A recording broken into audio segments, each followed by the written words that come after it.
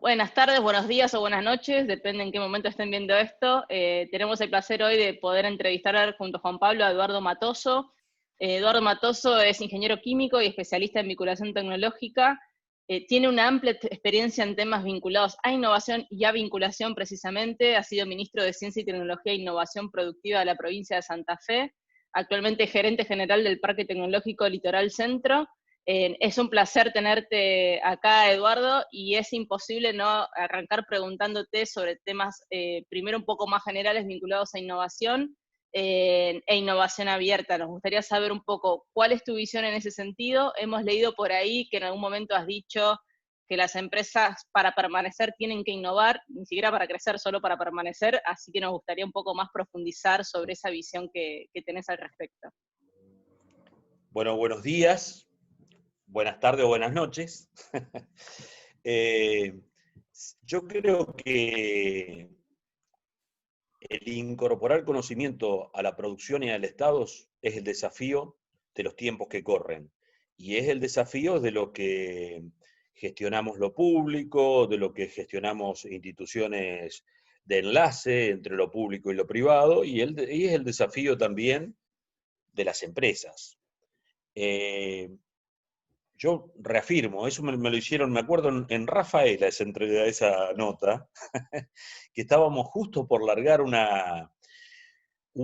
encuentro que se llamaban rondas tecnológicas, rondas de negocios tecnológicas, donde en una instancia previa juntábamos empresas que decían sus demandas, nosotros la trabajábamos, buscábamos dentro del sistema científico y tecnológico de toda la provincia quién podía tener una respuesta y armábamos esa ronda de negocios en el lugar, pero con los que ya más o menos la carne premarcada, digamos, ¿no? Con, con las cuestiones que se podían, hablaban de cosas similares, ¿m? Porque los diálogos son muy importantes, la comunicación es muy importante en esta cuestión.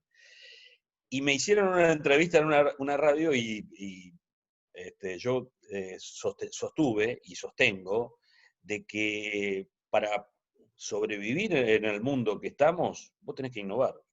No, porque no es que las coordenadas se te mantienen en la misma posición, sino que se te van corriendo. Y si vos no innovás, quedás abajo de los ejes positivos al menos, eh, y, y realmente tenés que estar, bueno, yo tengo una gran experiencia con empresas basadas en el conocimiento. Las empresas basadas en el conocimiento, mi experiencia es que son las que más han resistido los embates de las crisis. Recuerdo desde el efecto tequila hasta la burbuja eh, de, del 2000 y algo, hasta ahora, con la crisis del COVID-19. Y son las que más han resistido, las que más menos le ha afectado. Eh, y el secreto está en innovar, en estar haciendo un producto, un servicio que está en el mercado hoy y que está creciendo ese producto, pero a la vez que ese producto está creciendo y está llegando a su madurez, empezar con seguir permanentemente trabajando en el desarrollo de nuevos productos y servicios, que va a ser lo que te va a posicionar dentro de 10 años. Porque en empresas de base tecnológica, nosotros tenemos, por ejemplo, ejemplos, pero clarísimos aquí en la ciudad de Santa Fe, productos, digamos, insumos para la industria farmacéutica, principios activos para la industria farmacéutica, que depende de los mercados a los que se los vendía, el gramo salía en el año 2000 entre 30.000 y 25.000 dólares, y hoy salen 7.000, 9.000 dólares. El ciclo de vida de los productos de alta tecnología o de alto nivel de conocimiento tiene un ciclo de vida muchísimo más rápido, más acelerado que cualquier otro. Se lo puede ver con los electrónicos, con cualquier dispositivo electrónico, desde los celulares o lo que quieras, digamos, eh, cómo es ese ciclo de vida. Entonces, tenés que estar innovando permanentemente. Y lo que vos decías con respecto a esto que es fundamental y el Estado en general tiene que incentivar la investigación y desarrollo aplicado a la producción y aplicado al mismo Estado. Eh, y para eso tiene que tener políticas, tiene que tener líneas que orienten hacia el financiamiento y que orienten para que vayamos hacia ahí, y políticas de incentivo al sector empresarial para que invierta por sí solo en investigación y desarrollo. Ahí, Eduardo, justo me das pie para una pregunta que va a ser lo que vamos a indagar en la clase que viene, en el curso virtual de innovación abierta, que es la participación del financiamiento público y del financiamiento privado en la innovación. Nos interesa la última fase de innovación, pero también, digamos, es como la dinámica del iceberg, digamos, se ve el último tramo de financiamiento de la innovación, por ahí de la mano de capital emprendedor, de venture capital, digamos, y lo que lleva a la inversión de última milla para transformar un desarrollo en una startup, pero no se ve la fase previa, digamos, todo lo que atravesó por ahí el equipo de investigación que venía desarrollándolo desde la universidad pública en un centro científico-tecnológico, etc. ¿Cómo proponés la cadena, digamos, de inversión para lograr innovación a nivel de Argentina, digamos, de forma estratégica? Bueno, realmente la inversión del Estado en investigación básica y en investigación aplicada en los primeros momentos es clave. Ahí el Estado juega un rol fundamental.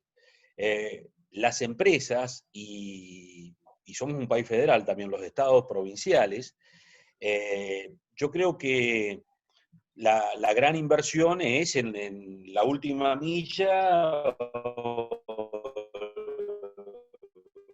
la media milla o las últimas 5 millas, pero no porque las empresas, sobre todo en países como los nuestros, invierten para soluciones concretas, para la aplicación de un conocimiento en una solución concreta que llegue al mercado o el Estado a satisfacer una necesidad. Una necesidad que puede ser de la salud pública, etcétera, etcétera, ¿no? Entonces el rol de financiamiento del Estado Nacional en esto es fundamental. Yo decía en otra el año pasado, cuando se largó el Parque de la Innovación de la Ciudad Autónoma de Buenos Aires, me preguntaban el deseo final, digamos, y me acuerdo que dije, yo quiero que la Argentina siga haciendo buena ciencia, que logremos los mecanismos para que esa buena ciencia en cantidad y en calidad la podamos transformar tecnológicamente para poder apropiarnos en el país de esa ciencia y convertirla en tecnologías que se convierten en productos y en servicios, y que tengamos emprendedores que estén mirando al mundo, digamos, o sea, que su mirada sea, obviamente con una gran raigambre local, pero mirando al mundo. Eso es lo que tenemos que tener. O sea, nosotros tenemos que con esos trabajos que ya, esas hipótesis que hizo Jorge Sábato a principios de los 70 y que tanto reivindicamos de lograr no sería círculo virtuoso, en este caso era el triángulo, esto de poder que esto se transforme en tecnología para que los emprendedores, las empresas, porque necesitamos más empresas, más emprendedores en el país, le podamos dar el valor agregado mirando el mundo, mirando el mercado global, porque nuestro país tiene un mercado muy chico para ciertas cosas. Yo he estado en varios proyectos que vos decís es un gran avance, pero cuando te pones a hacer los cálculos, las proyecciones, no podés pensar de producirlo para el país, porque sería porque no competís. Porque hasta para producirlo en forma eficaz y eficiente para el mercado interno, no tenés escala para competir. Entonces nuestras empresas, nuestros emprendedores tienen que mirar el mundo, tenían que mirar el mercado del mundo y así generar empleo y que se pueda trabajar desde la Argentina, nuestros profesionales, nuestra gente pueda trabajar desde la Argentina para el mundo. Nati, me dejás repreguntar y después vamos con la próxima pregunta. Ahí, en esa línea, por supuesto que a nosotros nos interesa indagar en la vinculación entre los distintos actores. Digamos, la innovación abierta tiene que ver justamente con eso, con hacer dialogar el valor que se genera dentro de las organizaciones con el que se genera fuera de las organizaciones, tomar desarrollos externos para aportar valor dentro de cada organización, etc. Pero en el ecosistema de vinculación hay actores de diversos tamaños, de diversas escalas, de diversos manejos de poder, y por supuesto hay grandes jugadores, hay jugadores públicos, jugadores privados, hay jugadores pequeños pero que tienen desarrollos interesantes. ¿Cómo sería un esquema de fair play de la innovación abierta, digamos, para que sean virtuosas las vinculaciones entre los actores? Mira, yo creo que nadie puede trabajar cerrado. Ni las profesiones, ni las disciplinas. O sea, si vos que tenés que encarar un problema, voy a empezar de lo básico, ¿no? Si vos tenés que encarar un problema, el problema no tiene solamente aristas biotecnológicas, sino que tiene aristas sociales, tiene aristas de la ingeniería para llevarlo, tiene aristas de la escala, del mercado, etcétera, etcétera. Con lo cual el trabajo en equipo es fundamental en los grupos, en el mismo estado, en los grupos de I+D, en todo. Y una gran cosa que se ha hecho en el país, por ejemplo, ha sido la aparición de las líneas de financiamiento del FONARSEC.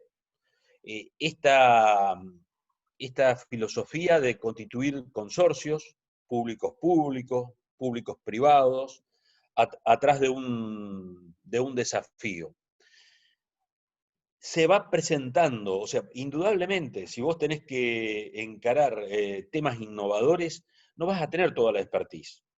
Yo lo he visto en desarrollos de fármacos, que el que tiene la idea principal es una empresa o un grupo emprendedor, pero no tiene la expertise de encapsular ese principio activo, y el que tiene la expertise de encapsularlo para que llegue más efectivamente es otra empresa. Entonces, indudablemente vos tenés que ir armando esos consorcios, armando esos grupos de oportunidad para llevarlo adelante. Ahora, y en la Argentina, el FONARSEC ha sido un avance en este sentido importante. Pero indudablemente, si vos querés entrar en estas cuestiones, lo primero que tenés que hacer son fijar las reglas del juego. Si vos no fijas las reglas del juego de entrada, vas a terminar con un ganador, con varios perdedores, con perdedores que perdieron poco, perdieron mucho, o que se desencantaron del objetivo inicial que tenían. Por eso es fundamental fijar las reglas de juego. O sea, y en el fair play de la innovación abierta, yo creo que esto tiene que quedar, las reglas tienen que quedar de entrada bien establecidas. Muchos tenemos el temor, digamos, de que cuando vos haces innovación abierta, una empresa, un gran jugador, como vos decías, que te pone las reglas, te está poniendo las reglas de entrada, entonces vos estás terminando, te sentís que estás trabajando para ese gran jugador. Yo creo que hay que moverse en innovación, y en el término de innovación abierta o innovación colaborativa, que era lo que yo estaba desarrollando anteriormente, sin egoísmos. Cada uno tiene su porción de interés, pero tiene que tener un interés global en el desarrollo, que puede llegar a ser un bien para la salud pública, un bien para el transporte, para menor emisión de CO2, lo que sea, digamos, que es el objetivo, digamos, que los mueve y que mueve a hacer un dispositivo que aplique a eso, digamos, ¿no? Un dispositivo, un medicamento, lo que sea. Entonces, para mí, yo creo que tendría los estados desarrollar algunas recomendaciones, jamás imponer, pero recomendaciones, porque imponer no sirve, no sirve porque se te vuelve absolutamente en contra. Recomendaciones para llevar adelante procesos espérenme medio segundo que me parece que, ahí está, me iba a quedar, ustedes se iban a quedar y yo me iba a quedar hablando solo con la pantalla. Ya está solucionado. Digamos, estas reglas de juego que... Me está fallando algo. Estas reglas de juego que tienen que ser fundamentales para que el proceso de innovación creativa, colaborativa, abierta, sea saludable. Cuando llegás a la meta o a las metas intermedias, todos podemos tener ciertas frustraciones, pero no una frustración que te juegue en contra del proyecto.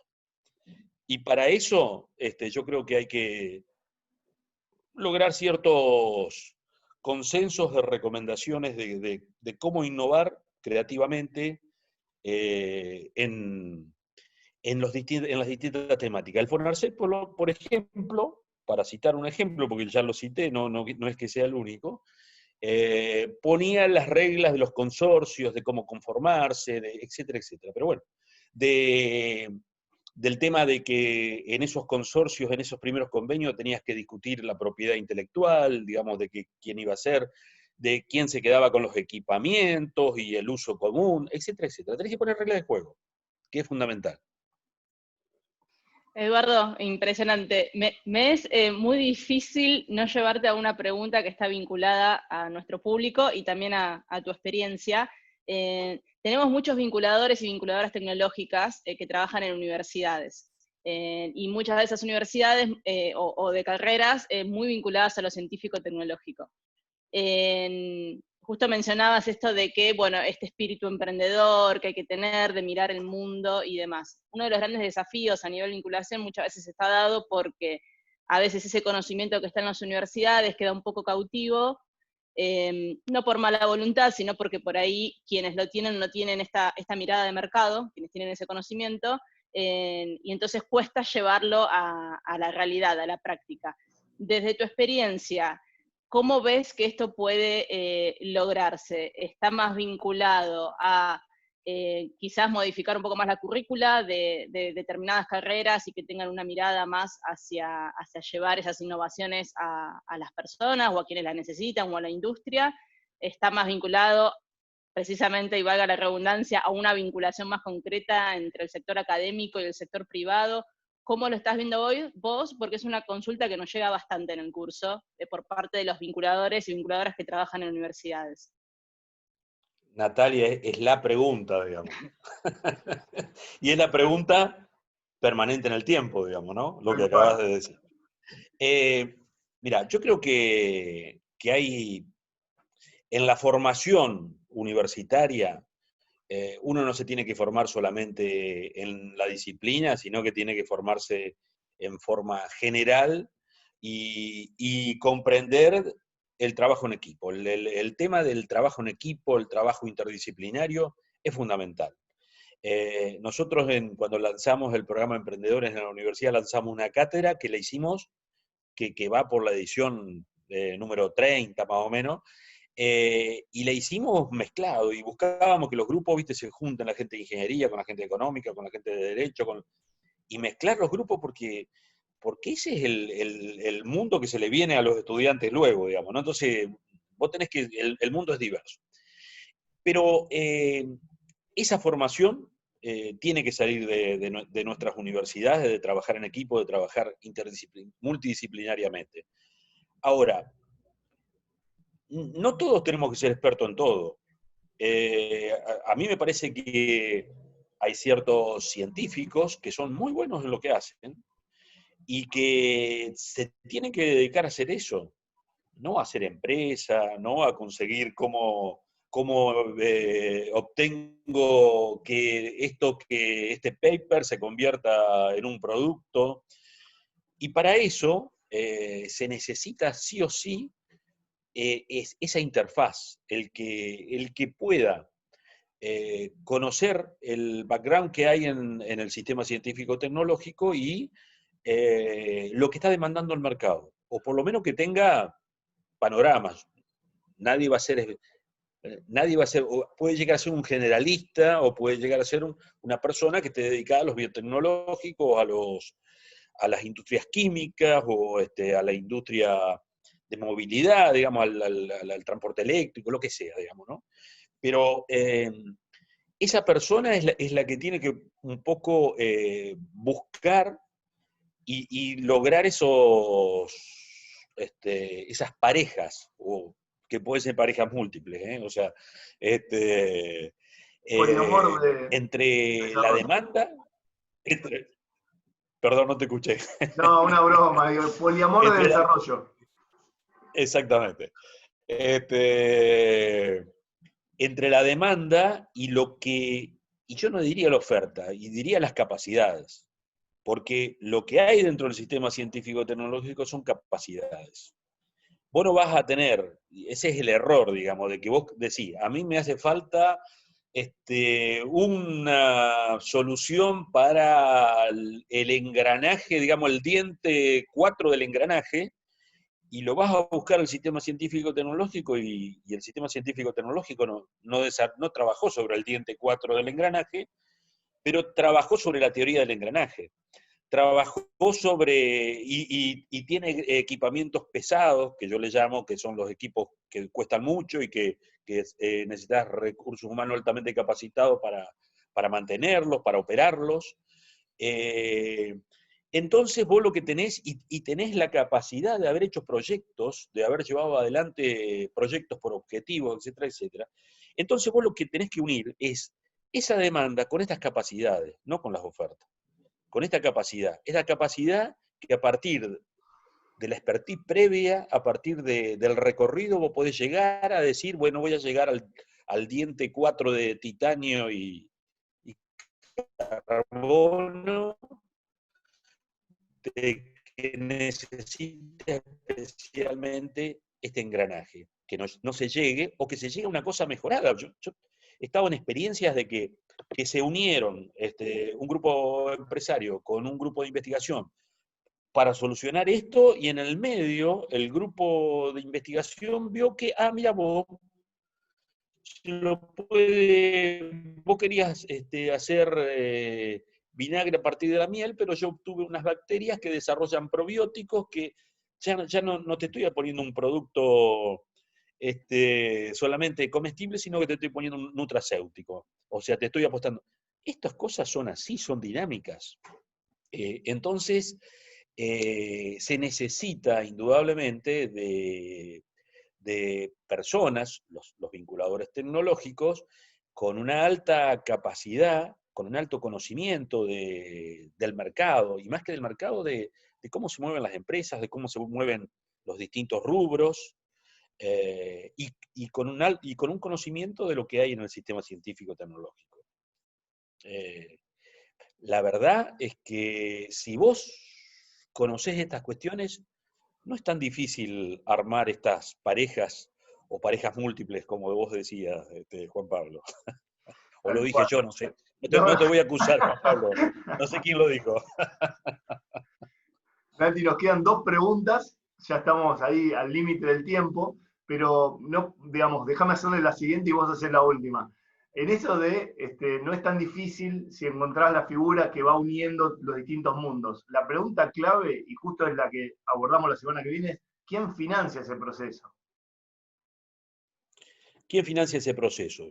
Yo creo que el Estado tiene que jugar un rol fundamental. Pero también las empresas tienen que empezar a invertir más en la Argentina, porque nuestros récords en Argentina te da que un 20, un 30%, depende de los periodos de toda la inversión en I+D, lo hace el sector privado. Y ese 20, 30% la mayoría de las veces en la parte final de la innovación, y no en el comienzo de esto.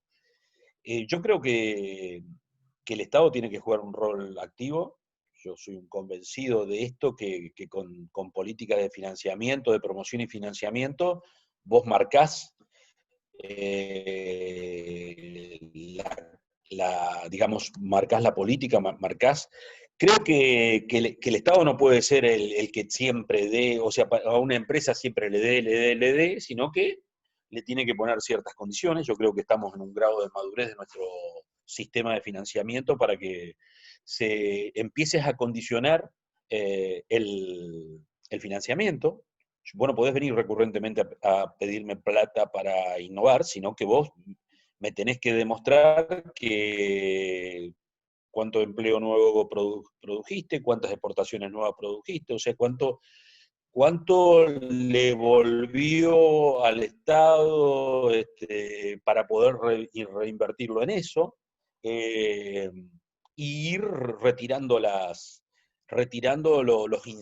incentivos, digamos. O sea, cuando vos venís por primera vez, yo te puedo financiar tal vez el 100%, estoy diciendo hipótesis, el 100% y no te pido contraparte. Ahora, cuando viniste por tercera vez, y tu proyecto anteriores fueron exitosos o tuvieron un fracaso tecnológico comercial previsto, porque estamos en innovación, los fracasos existen. En una de esas estamos trabajando para algo que ya el mercado, ¡pum!, desapareció. Apareció una cuestión disruptiva y me quedé con la máquina Olivetti, digamos, limpiando máquinas Olivetti, no hay más máquinas Olivetti. Yo era el mejor empresa que hacía eso, digamos, ¿no? Entonces, yo creo que tiene que ser contra condicionamientos estos desembolsos, pero creo que el Estado tiene que tenerlo. Y lo otro que yo creo que tenemos que analizar fuertemente son los incentivos. La política de incentivos a que las mismas empresas inviertan en esto. La ley de economía del conocimiento, bueno, tiene un incentivo hacia la inversión en I+D, como hacia la formación de recursos humanos y otras cuestiones, ¿no? Y a las exportaciones, etcétera, etcétera. Al menos la no vigente, pero la que se está haciendo modificada. Yo creo que hay que trabajar en estos incentivos, o sea que el Estado tiene un rol clave, pero no puede ser un Estado bobo que ponga, sino que tiene que ser un Estado que mida, que indague, que mida y que vaya, digamos, haciendo que esa inversión sea inteligente, ¿no? Esa inversión traccione inversiones por parte de las empresas en I+D, cada vez más grandes. Eduardo, queda un poquito de tiempo, te voy a hacer una pregunta muy, muy cortita, que está vinculado también a un público que hay en el curso, que son las pymes, más micropyme que ME, vendría a ser, que a veces, independientemente del tema del financiamiento, obviamente que recién lo mencionás y que siempre es un desafío, a veces está el tema del equipo propio que tienen y cuánta disponibilidad tienen para ponerlo a trabajar un proceso de innovación. Creo que te estoy haciendo en todos casos la pregunta del millón, pero ¿cómo se puede plantear una pyme que tiene pocos recursos, no solamente económicos, sino también de equipo, para poder ponerse a trabajar en este tipo de iniciativas? ¿Es un tema de articulación con otros? ¿Hay alguna manera de resolverlo? ¿Cómo lo ves desde tu experiencia? Bueno, no es una pregunta corta, Natalia. Te quedan 2 minutos, Eduardo. No, literal. Te quedan 2 minutos literal. Es el desafío de hoy. Bien, yo creo que las micropymes se tienen que ponerse en la cabeza el asociativismo. Asociarse entre ellas, porque indudablemente una micropyme no va a poder hacer la gran innovación.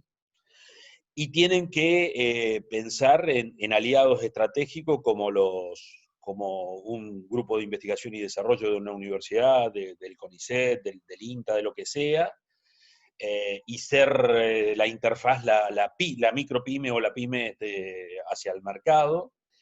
Pero fundamentalmente yo creo que para ciertas pymes lo que hace falta son programas que anclen recursos humanos en esas empresas, porque la innovación, el conocimiento, el primero que transmite el conocimiento es el graduado bien formado que salga de nuestras universidades. Ese es el primer transformador tecnológico.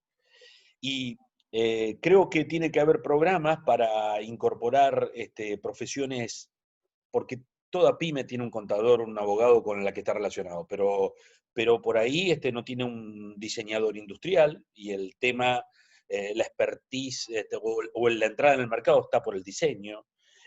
No tiene un ingeniero. En Santa Fe, y fue premiado, nosotros habíamos armado el programa ingeniero por el CIPEC, que era que queríamos más ingenieros, que estudien ingeniería, que se reciban más, y que más ingenieros se inserten en el sistema productivo, porque los ingenieros son los que son los traductores de las tecnologías, son los que aplican. Entonces vos, para tener muy buenas ciertas disciplinas, necesitas el tipo que te la aplique. Y los ingenieros son los primeros que te hacen esto, digamos. Entonces, yo creo que hay que hacer políticas con el diseño industrial. Tenemos mucho por hacer con el diseño en nuestros productos y en nuestros servicios. La ANI de Uruguay tenía una muy buena línea al respecto. A mí me gusta mucho ver la ANI. La ANI es la Agencia Nacional de Investigación e Innovación, que sería el símil a nuestra agencia. ¿Por qué? Porque Uruguay es un país muy chico, entonces es una digamos, mesa para poner cosas y sacar rápido. Es una caja donde vos metés un proceso y sacás del final de la caja los resultados de ese proceso y lo podés analizar. Entonces, me gusta esto. Igual, impecable, Eduardo, porque lograste responder el desafío en menos de 2 minutos, así que te agradecemos un montón por tu tiempo y la dedicación que nos diste. Totalmente. Bueno, muy enriquecedor. ha sido un placer. Hasta la próxima.